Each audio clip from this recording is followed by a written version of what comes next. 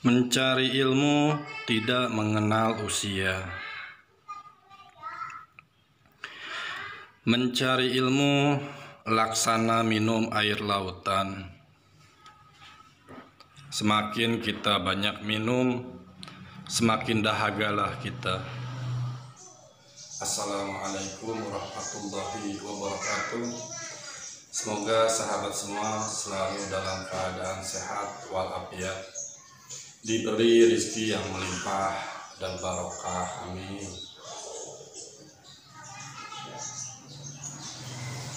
Selamat siang sahabat. Mudah-mudahan kita selalu diberi kesehatan. Jadi kali ini saya akan bercerita tentang latar belakang kenapa channel ini lebih banyak teori ketimbang praktek. Jadi dulu waktu masih belajar mancing, banyak sekali catatan di buku saya itu racikan umpan. Jadi banyak artikel yang saya baca, racikannya saya catat, termasuk di YouTube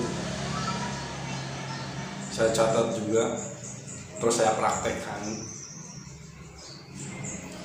Setelah beberapa kali coba praktek dengan umpan yang didapat dari internet, itu hasilnya tidak memuaskan. Dan bahkan ada beberapa yang saya anggap gagal, nggak cocok. Nah, dari sana saya masih tetap mencari, masih tetap banyak baca artikel dan sambil catat juga. Buku saya sampai penuh, banyak racikan di sana. Saya coba satu-satu, tapi masih tetap gagal, nggak maksimal. Nah, dari sini saya mulai berpikir, saya butuh teori, bukan butuh praktek. Kenapa butuh teori? Saya ingin tahu kandungan apa dan fungsinya untuk apa tiap bahan. Saya ingin tahu bagaimana ini bekerja. Saya ingin tahu bagaimana ini berefek pada umpan. Waktu itu saya pemikiran saya seperti itu gitu. Sampai akhirnya saya cari-cari artikel tentang teori mancing. Jadi dapatlah artikel dari Pak Dr. Osman. Pak Dr. Osman ya yang saya tahu sih dokter satu-satunya di Indonesia yang mengupas tentang umpan. Jadi berdasarkan ilmu kedokteran. Dari sini saya banyak belajar. Banyak artikel beliau yang saya tulis, terus saya hafalin. Wah, buku saya dulu banyak, catatan-catatannya hampir sebanyak. Terus saya praktekkan. Nah, setelah saya praktekkan ternyata hasilnya juga nggak memuaskan. Jadi setelah saya dapat teorinya, saya praktek nggak memuaskan. Kenapa ini? Teori yang saya anggap masuk akal, teori yang saya anggap nalar saya nerima, tapi kok nggak sesuai harapan. Dari sana saya tetap belajar terus, pelajari sampai akhirnya ketemulah pengertian seperti ini dari hasil pengalaman. Jadi nggak serta-merta teori yang didapat itu bisa langsung dipraktekkan. Karena kenapa? Ini hanya sedikit analisa saya ini. Pak dokter ini orang Bandung. yang dijelaskan atau yang diulas oleh Pak Dokter itu untuk lebih spesifik atau lebih khusus umpan untuk di Bandung, sedangkan saya di Karawang. Nah, dari target ikannya aja udah beda. Di Bandung itu ukuran rata-rata yang dipakai, info yang saya dapat itu ukuran sekilo 5 sampai 10 ekor. Bahkan sempat dulu saya dengar nyampe 12 ekor masih dipakai. Walaupun ada yang ikan gede-gedenya, tapi lebih apa ya? Saya paling sering ikannya kecil-kecil. Nah, jadi yang menjadi masalah adalah yang kebanyakan yang diulas itu untuk khusus ikan kecil targetnya. Sedangkan di Karawang ini rata-rata sekilo 3, sekilo 4, 2, 1. Nah, jadi apa ya? Kalau dulu saya praktekkan dengan rumus-rumus yang ada di grup, itu di Karawang kurang masuk. Karena target ikannya udah beda. Nah, jadi dari sinilah saya banyak bereksperimen dengan nilai gizi, dengan protein, dengan asam amino. Semuanya yang artikel yang saya dapat dari Pak Dokter, termasuk yang dari UKA, saya praktekkan dan saya aplikasikan di sini di Karawang. Dan alhamdulillah ketemu yang menurut saya bagus. Jadi intinya adalah teori yang didapat itu tidak serta-merta bisa langsung dipraktekkan. Banyak faktor yang harus diperhatikan. Yang paling utama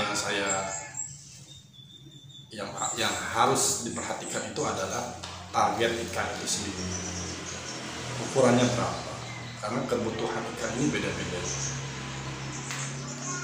Jadi nggak bisa dipukul rata. Contoh gini teorinya, protein ini sangat dibutuhkan ikan, berarti teorinya kan semakin banyak protein umpan akan semakin bagus.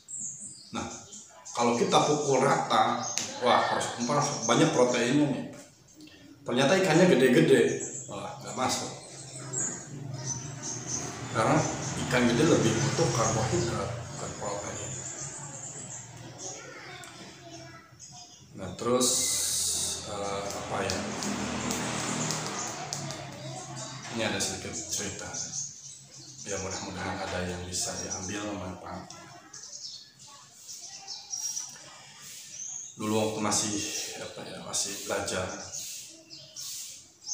jadi mancing paketan, tetangga ngabret.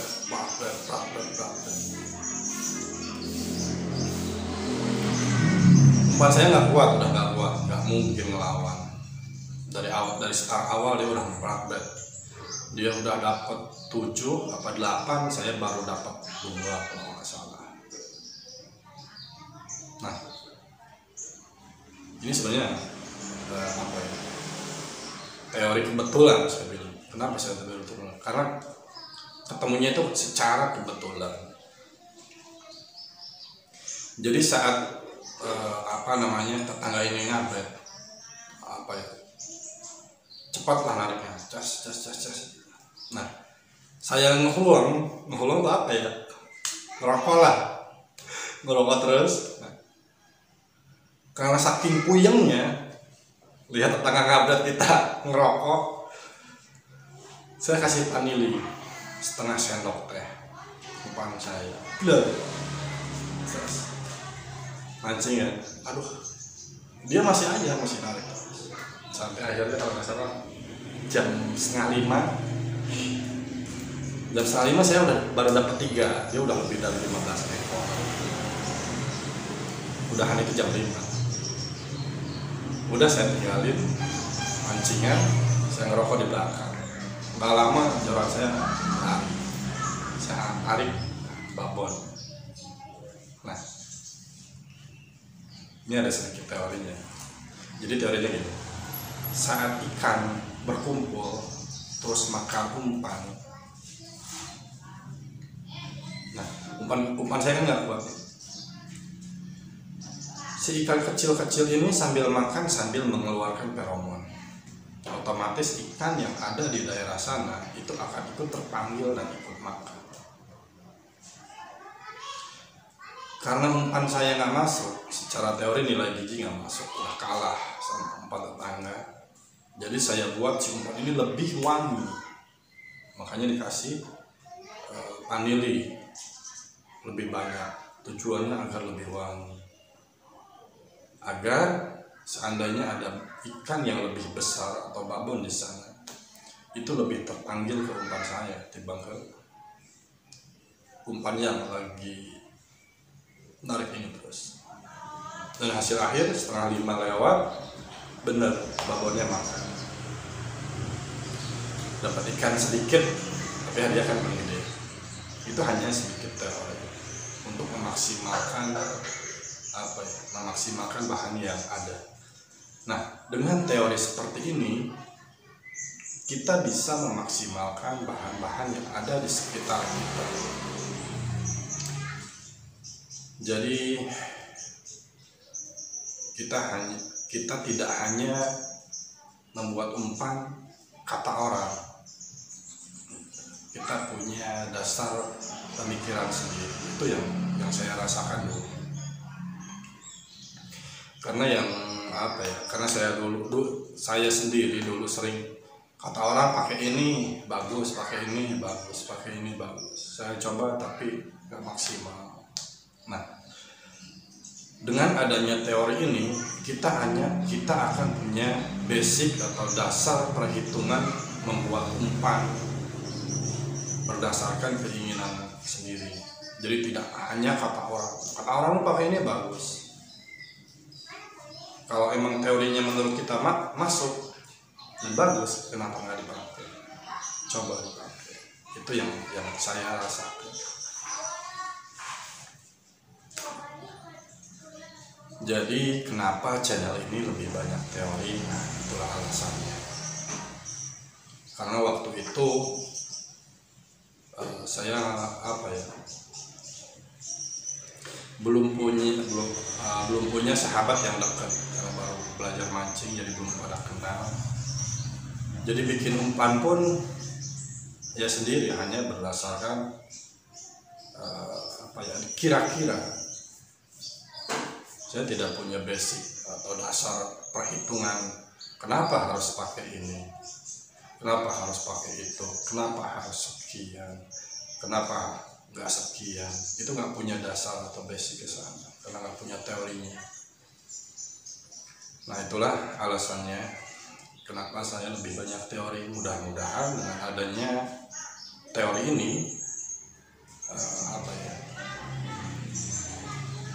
sahabat yang lain bisa lebih memaksimalkan pembuatan umpan. Karena tidak ada umpan yang jelek. Kenapa saya bilang tidak ada umpan yang jelek? Yang kita dapat dari YouTube, entah itu dari artikel, racikan-racikan umpan itu semuanya akan bagus.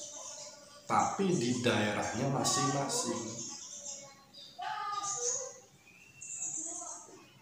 Kayak umpan yang saya upload di YouTube itu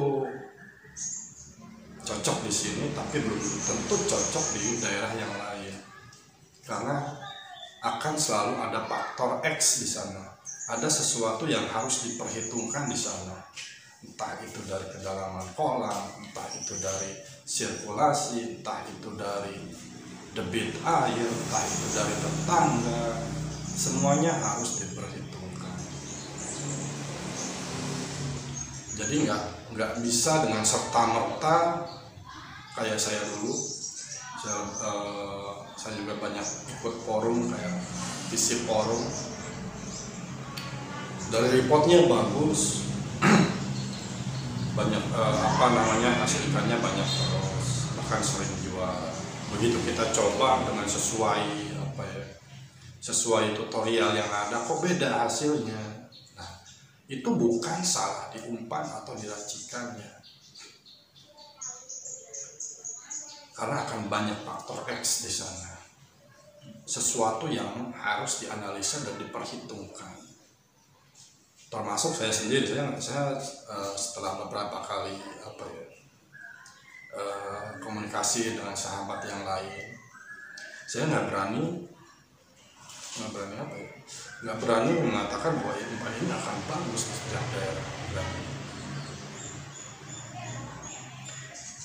Jadi ini tetap harus diperhitungkan.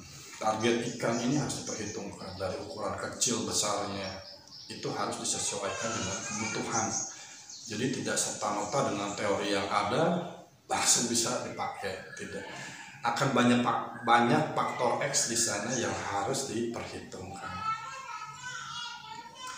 Contoh kecil, ikan ini datang merepes.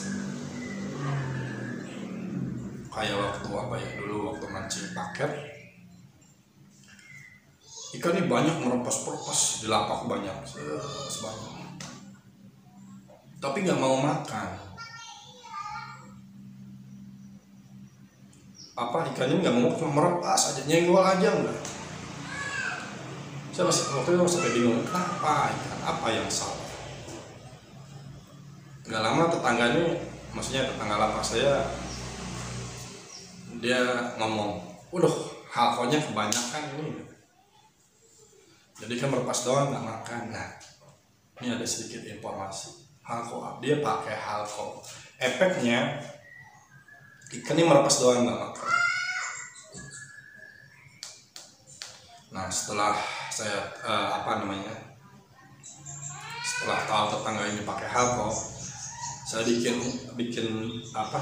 bandul tuh saya kasih air panas terus dibikin umpan, nggak dikasih apa-apa. Capek mancing, mantap, malah makan. Nah, kalau jujur kalau secara teori saya nggak tahu kenapa dengan hanya umpan murni pakai pelet aja, dengan efek halko ikan ngumpul nggak makan, ini si pelet murni mau makan. Saya nggak tahu teorinya kenapa bisa seperti itu, tapi dari pengalaman saya efektif. Terus contoh kecil, pas waktu mancing, biasa ikan sekilo 3 atau 4, tiba-tiba empang ini pakai ikan sekilo 5, sekilo 6. Gitu mancing, ikannya kecil-kecil, yang repot, umpannya kerepotan karena settingannya sekilo 3, sekilo 4, dikasih sekilo 5, sekilo 6, 4, 5, 6. Ini kerepotan umpan saya. Kalaupun ada cuma merepas nyenggol tak, tapi nggak makan, cuma nyenggol aja. Tapi karena teorinya bahwa ikan kecil lebih butuh protein, saya tambah deh. Waktu itu umpan sekitar 80 atau 90 graman karena sisa dipakai. Saya kasih dehol 1 sendok dulu. Mulai makan dia, tak, tapi ditinggal, tak, tinggal. Kasih lagi satu sendok lagi dehol, baru benar makan, tak, lep. Nah, dari sini analisa ini ternyata teorinya jalan, bahwa ikan kecil lebih butuh protein. Terus untuk ikan gede 0,5 kilo up atau setengah kilo ke atas, ini kalau secara teori lebih butuh karbohidrat bukan protein. Di sini jarang ya, Karawang jarang yang ikannya gede-gede.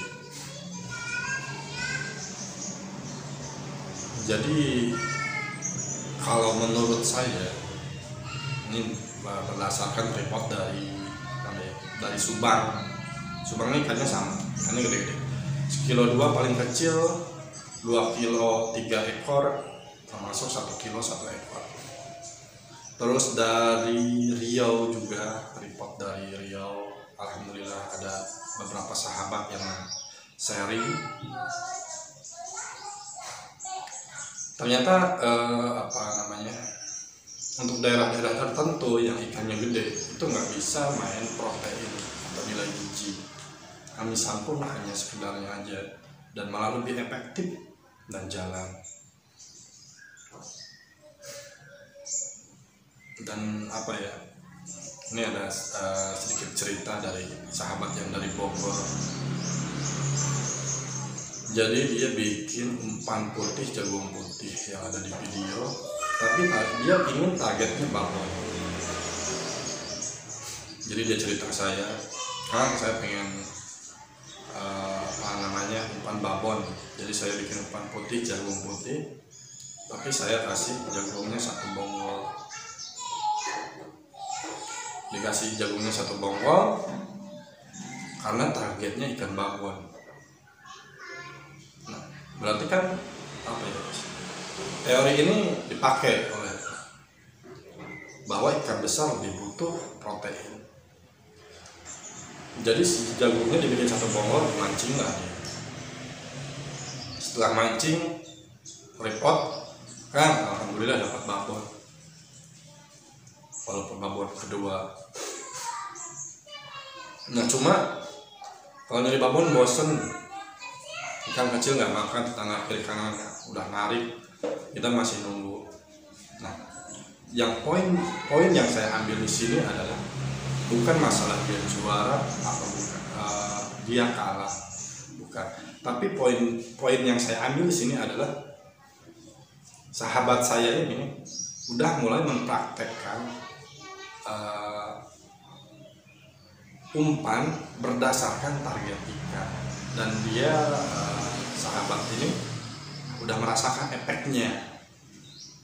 Dengan nilai gizi diturunkan, itu efeknya hanya ikan gede yang makan. Dan teorinya adalah kalau ada ikan gedenya makan, kalau nggak ada ya bablas, bisa-bisa jong. Dan yang yang di Subang pun sama, ceritanya hampir sama seperti itu. Jadi bukan naikin nilai gizi karena ikannya gede-gede, justru nilai gizinya yang diturunin, karbohidrat dibanyakin, dan aroma wanginya dibanyakin. Dari reportnya alhamdulillah masuk. Nah, ini hanya sedikit berbagi pengalaman. Mudah-mudahan ada bagian atau ada informasi yang bisa diambil manfaatnya. Jangan lupa jaga kesehatan, nomor satu kesehatan. Mudah-mudahan kita selalu diberi kesehatan, amin. Sekian video dari saya. Mudah-mudahan ada yang bisa diambil manfaatnya. Wassalamualaikum warahmatullahi wabarakatuh.